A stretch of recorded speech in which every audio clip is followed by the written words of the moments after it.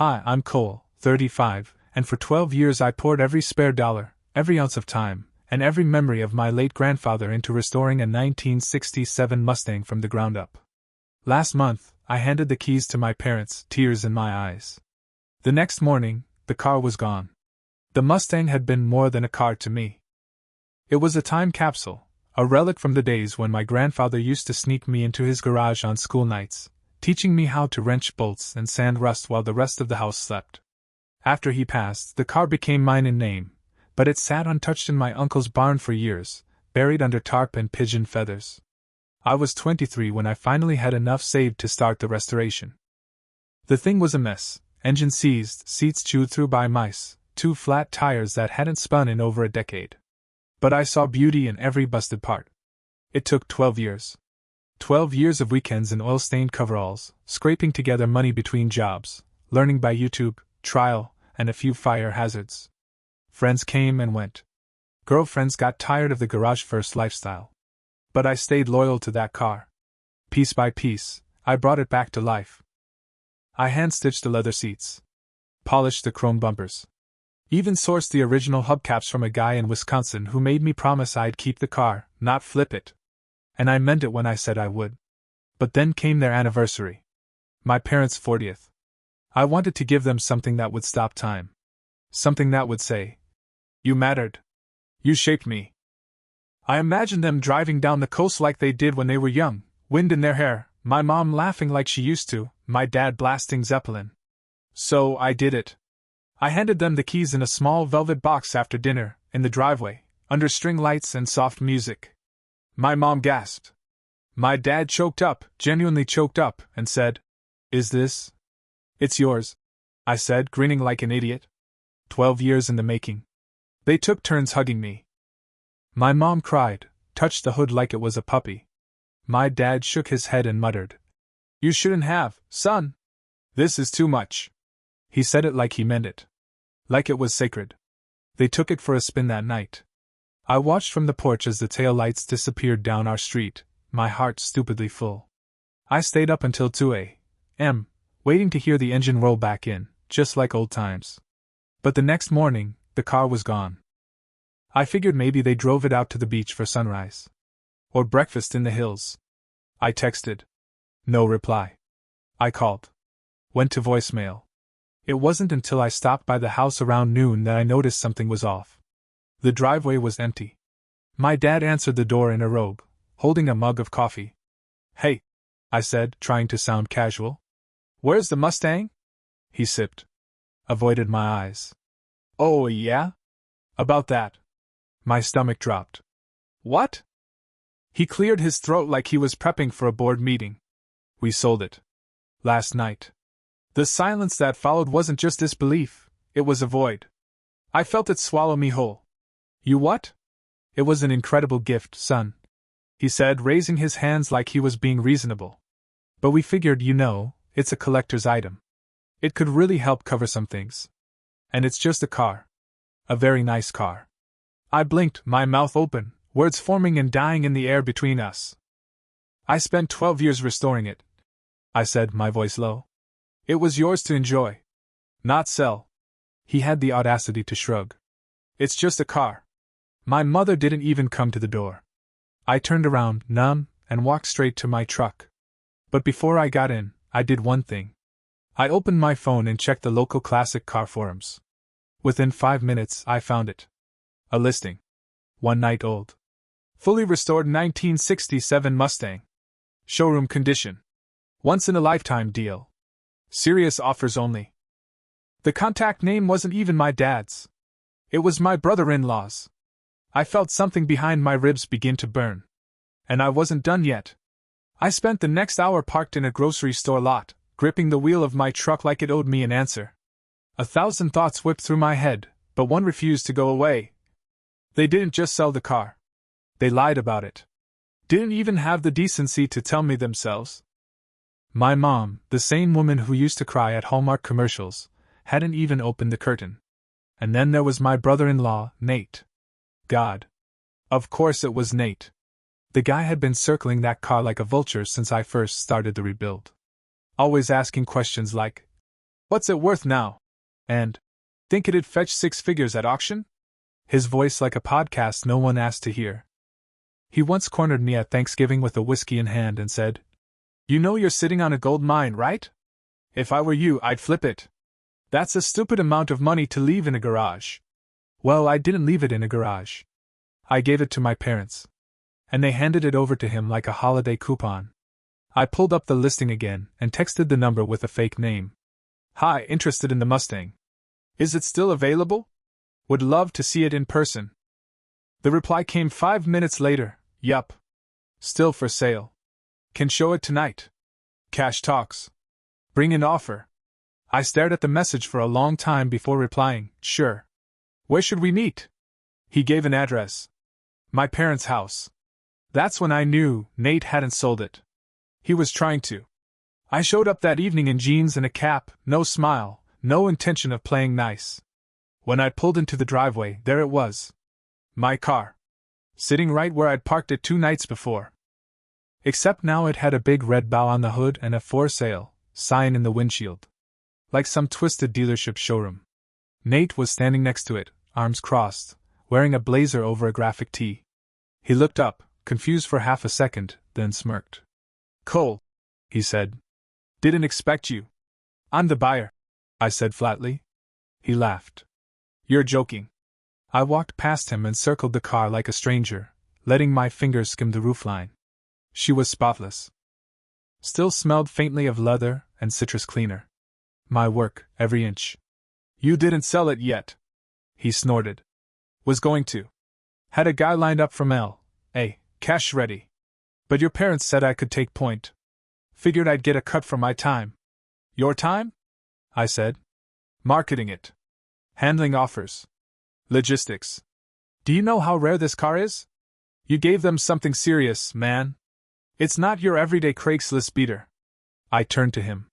"Nate. That car belonged to my grandfather. I rebuilt it from a bare frame. I sanded every panel by hand. I rebuilt the transmission twice. I spent a year on the damn carburetor alone."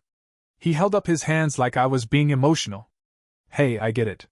Sentimental value and all. But your parents could use the money. Your mom's been stressed about their mortgage. They figured wrong." That's when I saw my mom through the window. Watching. Not hiding. Not ashamed. Just watching, like a soap opera with snacks. "You didn't tell me," I said, raising my voice slightly, not to Nate, but to the house. "You didn't even tell me." She didn't flinch. Just disappeared behind the curtain. I turned back to Nate. "I want it back." He frowned. "You gave it to them. And they betrayed that. Legally," he started, which is never how a family conversation should begin. "You gifted it. They can do what they want with it." I leaned in. "Did you know I etched my initials inside the gas cap? Under the latch. Just small enough that you have to know where to look." He squinted. "Why?" "So I'd always know it was mine." He scoffed. "You're not getting it back, man. They've made up their minds. This is happening." I nodded slowly, like I was letting the words settle. Then I said, "Funny thing about etched initials. They're traceable. Especially when paired with build logs, part receipts, and 12 years of photos." He paled slightly. "You want to sell a stolen car?" I said. "Be my guest."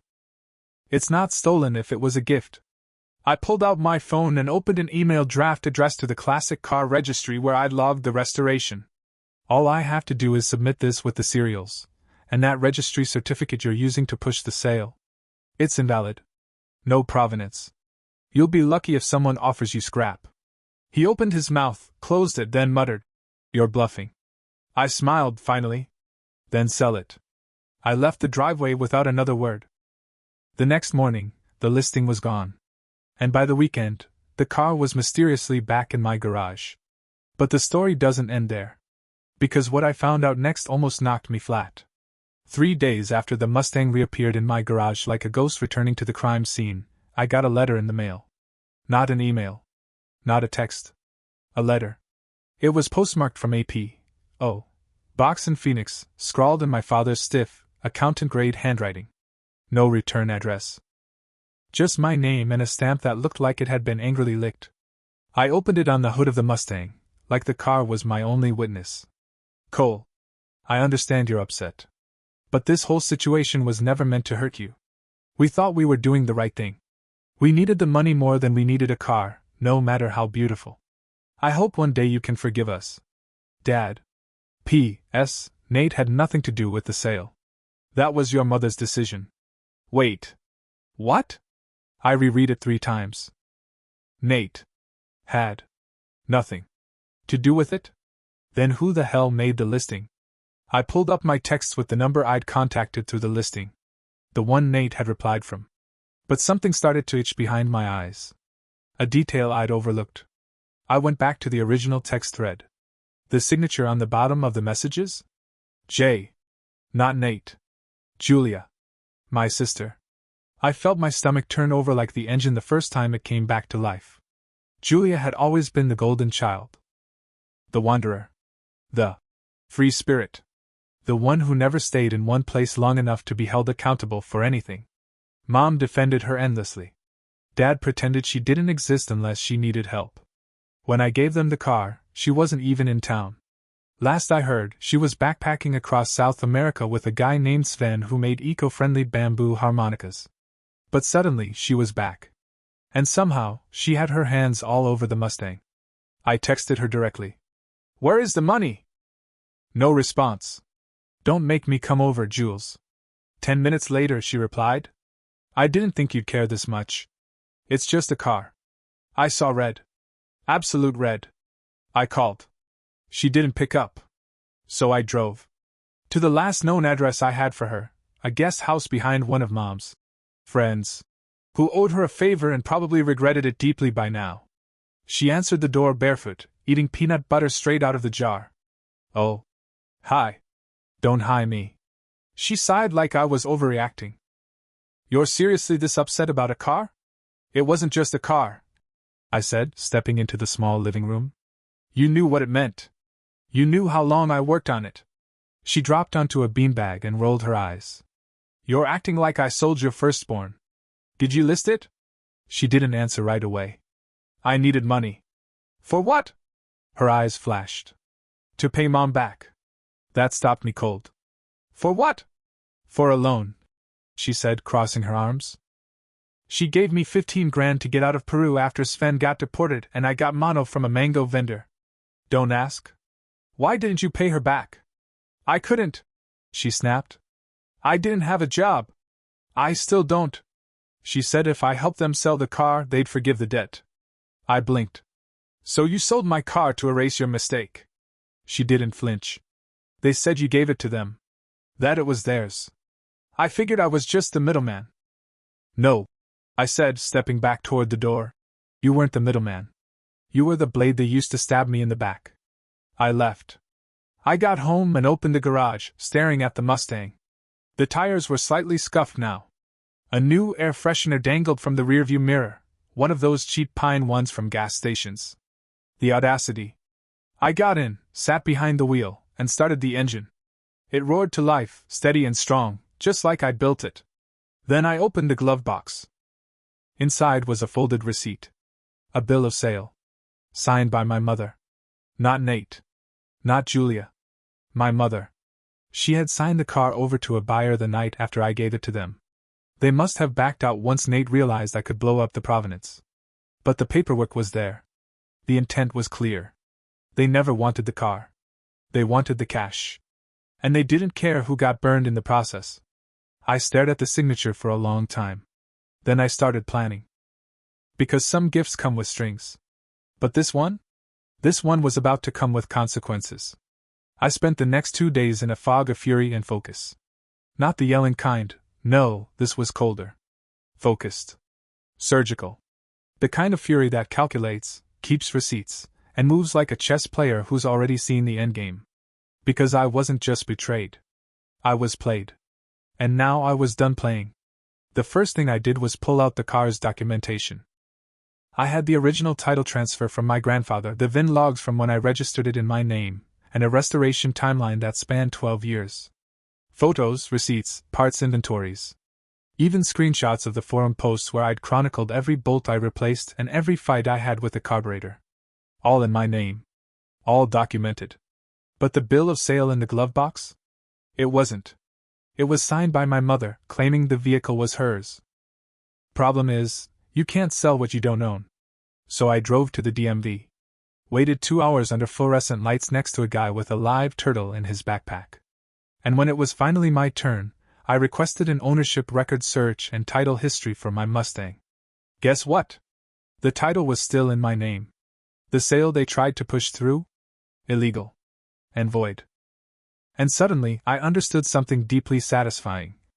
They tried to profit off something I built, something they discarded emotionally for years, and they failed. But that wasn't enough. Not after what I found next. Because while the car had come home, the damage had gone deeper. I stopped by my parents' house, not to talk, to observe. And I found it almost empty. Half the furniture gone. Mail piled up unopened on the side table. And one foreclosure notice taped to the inside of the front door, visible through the decorative glass. Red stamped. Final warning. They were broke. Of course they were. Julia hadn't paid them back. Nate's crypto hustle had collapsed 6 months earlier. My dad had apparently tried to invest in a DIY podcast studio. My mom. She'd taken out a second mortgage 2 years ago to help Julia fly back from Argentina after the mango/mono incident. And I'd been the last golden goose they had. That car was their Hail Mary. I stood there, looking through the glass at the hollow shell of the house I once called home, and I felt nothing. Just done. But then I remembered something. Years ago, before my grandfather passed, he gave me a small lockbox. Open this when you're ready to stop giving people chances they don't deserve, he said. I never opened it. Until now. I found it buried in my closet, taped shut like it had secrets to confess. Inside was a letter. Handwritten in his blocky, old-school print. Cole. You were always the one who stayed. The one who showed up. I've watched your family take more than they give. That car? It was mine, yes. But it was always meant to be yours. I kept the title in my name because I knew someday they'd come sniffing around. If you're reading this, then I'm guessing they did. You've got my permission to shut the door on them. Don't let them guilt you for protecting what you've built. Some people only see your worth when they need it. That's not love. That's leverage. Now do me a favor. Go drive it. Love. Grandpa. I sat with that letter in my lap, shaking. Not from anger. From clarity. And then I made one more move. I created a photo album online. 12 years of restoration photos. A before and after gallery. Every part logged. Every detail highlighted. I titled it, Built Not Bought. Then I posted a single image to social media. Me, standing next to the Mustang, with a caption that read, I spent 12 years restoring this car to honor my grandfather. I gifted it in good faith. It was nearly sold out from under me. But you can't sell what you don't own. And you can't erase what someone built with love. This one's staying with me. I didn't name names. Didn't have to. But the fallout? Oh, it came. Nate called first. You embarrassed us, man. Everyone knows. Did I say your name? I replied. You made us look like thieves. You are thieves, I said and hung up. Next was Julia. You have no idea what Mom and Dad are going through. She sobbed. I know exactly what they're going through, I said. It's called consequences. Welcome. Then my mom left a voicemail. You made us look like monsters. You could have handled this privately. That was rich, coming from the woman who forged a signature to sell something that wasn't hers. I saved the voicemail. Just in case. And I waited. But it was my dad who finally gave me the one thing I didn't expect. He showed up. Unannounced. In my driveway. No suit. Just a ratty jacket and that same old mug he used to drink coffee from during Saturday cartoons. I stood on the porch. Said nothing. He looked at the Mustang, parked beside my truck. I should have protected it, he said. You should have protected me. He nodded slowly. I know. Silence. He turned to go. But then stopped. Your grandfather would have been proud, he said. And for the first time in my life, I believed him. But I didn't invite him in. Because this time, I finally knew the difference between forgiveness and access. And I'd already given enough. The Mustang sat in my garage like a cathedral, sacred, still, untouchable. I kept the lights dim, the tools hung neat, the floor swept clean. No grease trails, no clutter. Just her. Just me. Sometimes I'd go in at night and sit behind the wheel with the engine off, hands on the leather I'd stitched myself, breathing in the soft, aged scent of vinyl and steel. I wouldn't drive. I'd just sit. Let the quiet remind me that I didn't need anyone else to tell me this mattered. It always had. But about a month after my dad showed up, and left without asking to come inside, I got a call from an unknown number. I let it go to voicemail. When I listened later, it was a woman's voice. Calm. Older. Polished. Hi, Mr. Ralston. My name is Judith Kramer. I'm the assistant producer for a docuseries we're developing on classic car restorations and the families behind them. We came across your album and story online, and well, it struck a chord with our team. Would you be open to an interview? I almost laughed out loud. I thought it was a scam at first. But I googled her. Real company. Real credits. Emmy nominated even. I called back. That was how it started. 3 weeks later, a camera crew showed up at my garage. I wore the same coveralls I'd worn for the last year of the Mustang rebuild, patched, worn thin at the cuffs, still dusted with the ghost of valve grease. They filmed everything, the workbench, the engine, the photo timeline. I told them about Grandpa. About sanding the frame down until my knuckles bled. About my parents. About the sale. They filmed it all. And then, off camera, Judith asked me, "Why didn't you keep this private?" I stared at the Mustang, light pooling around the fenders like she was on stage. Because for 12 years, nobody noticed. I said. They only noticed when they thought they could take it. She nodded like she'd heard that before. Maybe not about cars. Maybe about people. The episode aired 3 months later. I didn't promote it. Didn't tell anyone. But the internet has its own rules. It spread. Some called it heartbreaking. Others called it cathartic. A few said I was a little too dramatic for a guy with a car. But most people got it. They understood it was never about the car. It was about what the car represented. Legacy. Sacrifice. Being seen. I got 1,000 emails in the next 2 weeks. Most from strangers. One was from a man in Oregon who wrote, "My dad sold my guitar to pay off his truck. I was 15. Been trying to replace that sound ever since. Thank you for making me feel less alone." Another from a young woman. "I'm a mechanic now because of my grandpa's El Camino. I was told girls don't belong in garages. But I rebuilt that thing in high school. Alone. And I know exactly what that silence behind the wheel feels like." I replied to every message. Every single one. But there was one I didn't expect. A letter. In the mail. Handwritten. From my mom. Cole. We watched the documentary. We cried. Not because we looked bad. But because it was all true. We took you for granted. We treated your gift like a transaction. And when we realized what we'd lost, not just the car, but you, it was too late. We've lost the house. Julia's in Arizona now. Nate won't answer our calls. Your father's working part-time at the co-op. I'm teaching piano to kids in our building for rent credit. We're not asking for anything. We just want you to know, we see it now. And if there's ever a Sunday where you feel like driving past our old street, the porch light's on. Always. Love. Mom. I read it twice. Then once more. Then I folded it neatly and placed it in the glove box. Right next to Grandpa's letter. But I didn't drive past the street. I didn't need to. Because that wasn't home anymore. Home was here. In the garage I'd built. In the silence I reclaimed. In the Mustang that wasn't just a car, but proof that I mattered even when nobody said it out loud. And when I finally took her out again, top down, exhaust humming like thunder, I didn't look back. I shifted into gear, rolled the window down, and let the world watch me leave. For once in my life, I wasn't the one being left behind. I was the one driving. The road ahead was mine,